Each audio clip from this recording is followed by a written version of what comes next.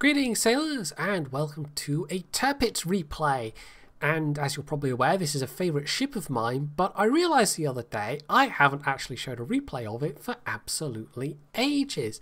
Now this is a slightly older one. It's, let's see, 6.5, so this is back from around May, and as you can see it's pretty good matchmaking. In fact it's more or less all tier 8 matchmaking, not quite all tier 8 matchmaking, but it's not that far off. So on that score it's pretty good.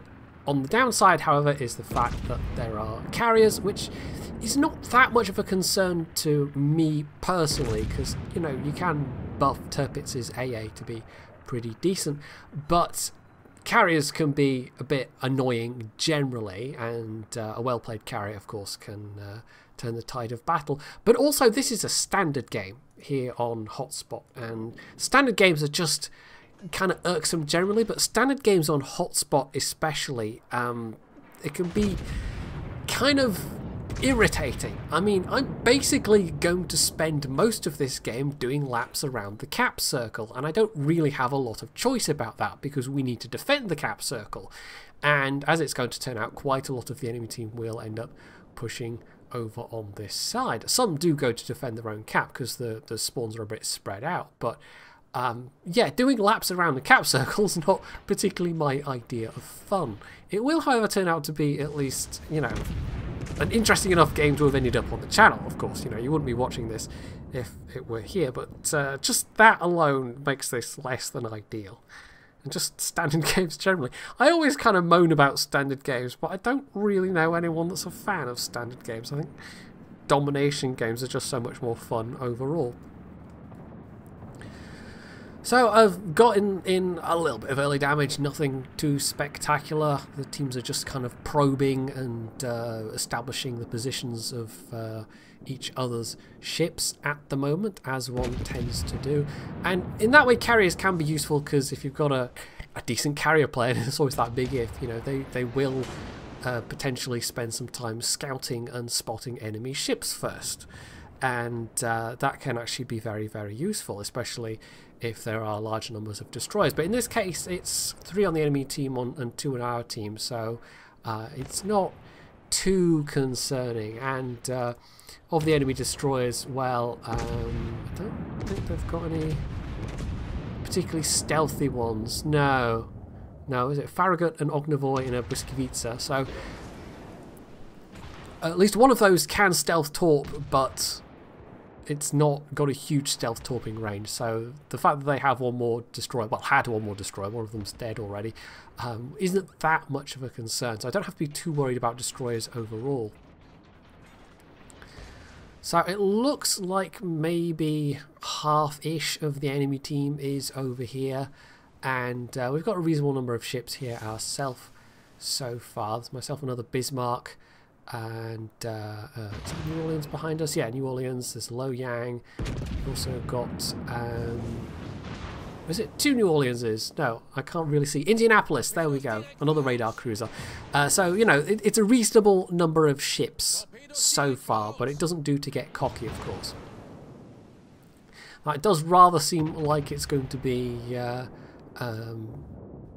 the Ognavoy or something firing up here from the smoke. Or it could be the Błyskawica, actually, because the Ognavoy was spotted already, which would put those two, both those enemy destroyers over on this flank. So with the amount of smoke down, nobody's seeing anything temporarily, but the Loyang smoke clears. At least I think that was the Loyang smoke, so that at least gives me a shot at the North Carolina. And if I get a little bit closer, my secondaries can open up. Now this, I think 0.65 was before the buff to the range, because the Germans got a bit of a buff to their range, but I never quite fully spec'd for secondaries with my German battleships anyway, so it would be something like 9.3 kilometers with these secondaries, which, you know, is still pretty good. But considering you can get it out to just about, what, like 11 kilometers now, it's not quite as long range as it could be, of course. So rather than just charge head first in, I mean, we know the Błyskawica's there, I pull a turn, which you can be reasonably confident even about in the Tirpitz, of course. and it puts me in a reasonably good position as well, but I am taking a bit of fire from that Hipper, which is annoying, especially as they're firing AP. Although it could be worse, they could be firing HE and wrecking my AA mounts. Although it doesn't matter that much with the German battleships, because like your strongest effective AA is often the long-range dual-purpose secondary guns, and those are, generally speaking, a lot harder to knock out with HE. And this has been especially like with the British battleships, and I'm now grinding up that alliance, especially the case for them, and to a lesser extent the Americans, because the Americans also get decent long-range DPS for the most part. Yeah, with the Brits having it all in the fragile mid-range mounts, they get squashed easily, so yeah, it doesn't take long for your British battleship AA DPS to drop. Anyway, so that North Carolina overcommitted a bit, but our Bismarck is also in serious trouble. He didn't really like he's essentially pulled out where a whole bunch of enemy ships can fire at him, which is not really what you want to do if at all possible. You want to limit your engagements, try and control how many people are able to fire at you at any given moment, and pulling out sideways in front of multiple enemy ships. Well, it wasn't quite sideways, but he was pulling a turn round where multiple ships could fire at him, which is not really what you want to do. So possibly we have some planes coming in, but it looks like they might be going for the Loyang instead. They're just outside my AA aura, tantalisingly. But if they get a bit closer, I might get some plane kills out of it. Up to 46k damage so far, and you can see I really wasn't kidding about just doing lap circles around the cap circle. I can't really afford to push here. It was kind of equal in numbers, and now because we've lost that Bismarck, we're at a slight disadvantage. But this enemy Tirpitz, oh no, a bit too much lead there. This enemy Tirpitz is at least low health, so it's not too bad. You know, this is a relatively even situation. On the other side, it looks like some ships pushed a bit, but it's also relatively even over there as well. But it's looking like our team on the other flank is starting to be outmatched, and they are starting to pull back, and the enemy team does now have a numbers advantage. So yeah, that's a little bit concerning, because there's not a huge amount I can do about it. I'm kind of tied down here. I can't afford to just run away from the cap, especially now that the cyclone has closed in, and you could potentially have a ship on the other side of the cap circle capping and you're not able to spot them because of the weather. So the situation's not looking too bad so far. I'm not doing too badly. If we can focus down this Tirpitz, that's obviously the next thing. For some reason though, our New Orleans, yeah, they've decided to commit to going in the middle of those 3 islands, and that's not going to turn out well for them. And that is a real pity, because they were high health, and it's not like we can afford to lose the ships. So I really don't know why that New Orleans did that. Perhaps they thought they might be able to ambush a destroyer, maybe use the radar, and if you're unaware, you can actually use radar to essentially get extra spotting range during a cyclone, which is, I think that's not a commonly known thing, and sometimes I forget that that's a thing as well. So that potentially could have given them an advantage, but they were going into a very risky like situation. It's not something I would have done, and I don't think it was worth it, because they ended up not even being able to take somebody down with them. So it wasn't that they even traded for somebody, it was just we lost a top tier cruiser. So that's the Otago down.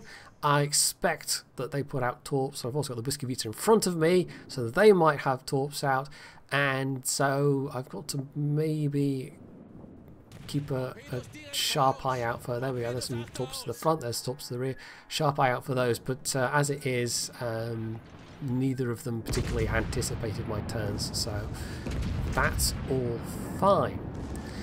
We are very close on points. We've actually brought it back on the number of ships as well, but the other flank has basically been pushed back with the Fiji dying. That's the last ship over there. So yeah, that's a bit concerning. That's even more concerning than last time it was concerning, because we have no idea what health those ships are on, and if they're high health, that's really bad.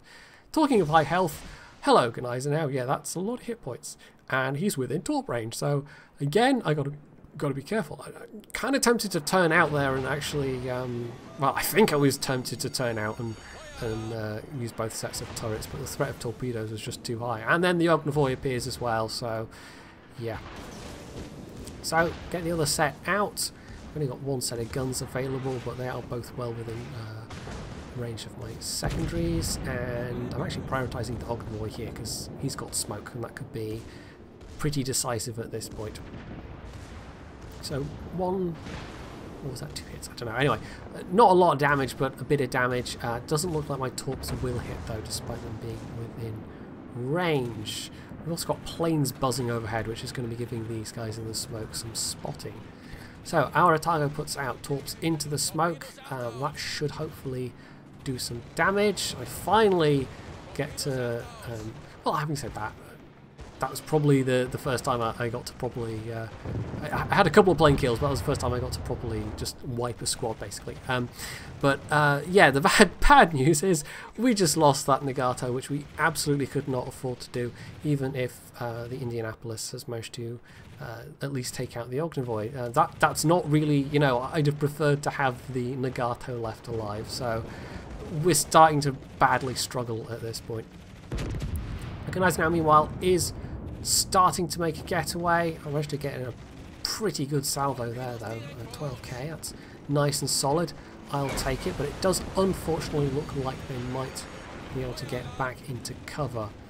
And that's very unfortunate, because we sure as hell need the points right now. But somebody set them on fire. It's probably the Atago. So there we go. The Atago actually got the kill with flooding, in fact. So it was ticking damage.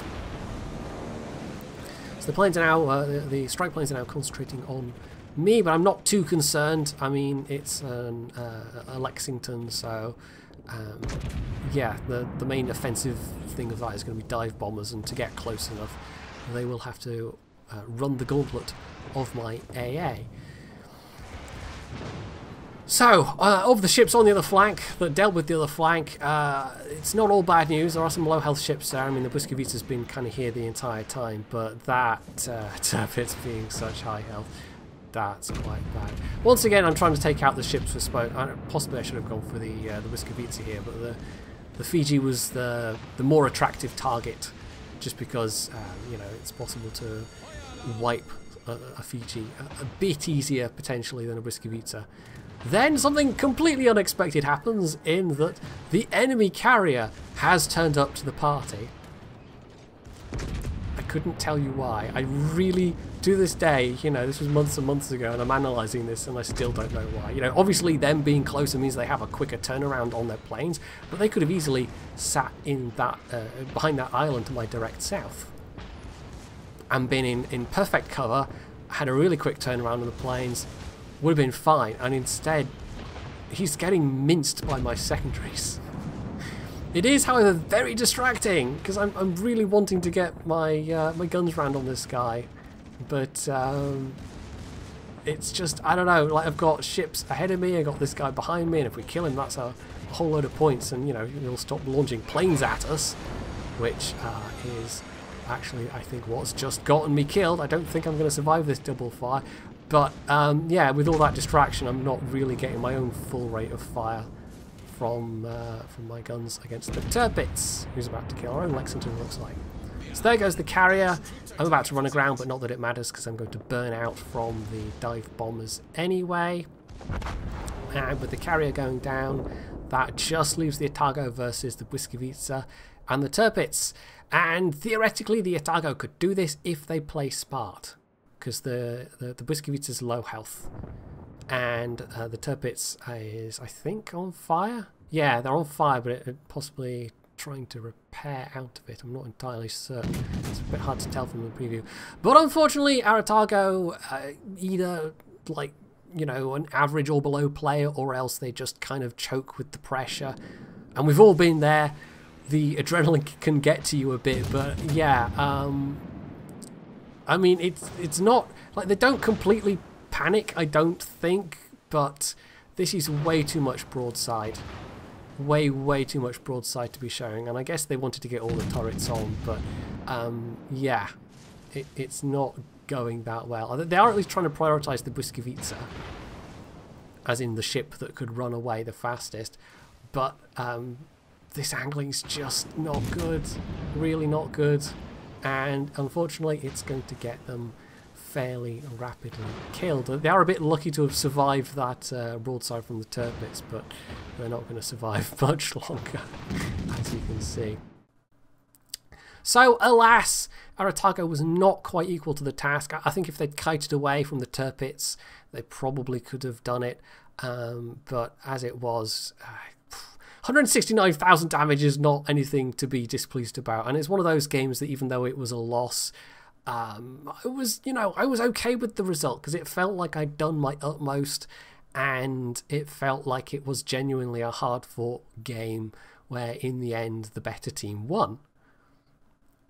But you still can't help, even so, being a teeny tiny bit sour about a result like that when you know you did your hardest, but you know the rest of your teammates weren't really quite up to the task.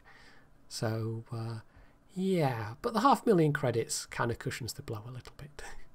So the Tirpitz, I like it still, and one of the reasons why, and this is a complete tangent, one of the reasons why I know there's a lot of discussion around British battleships at the moment, and it does seem like definitely tier 4 and definitely tier 10 need some nerfs, maybe tier 9, I don't know. But I'm waiting for things to die down a bit. I'm waiting for the spam to die down a bit, because this happened with the German battleships when they came out. There was just all German battleships all the time, pretty much, and you know, they settled into the ecosystem eventually, and we are now where we are. So I'm kind of waiting for the same thing to happen with the Brits, but there are definitely some of them that need some nerfs. So that's it for that heroic failure in the Tirpitz. Hopefully you enjoyed it, and if you did, you can hit the like button, you can leave any comments below, you can sub to my channel if you haven't already, and as always, stay tuned for more.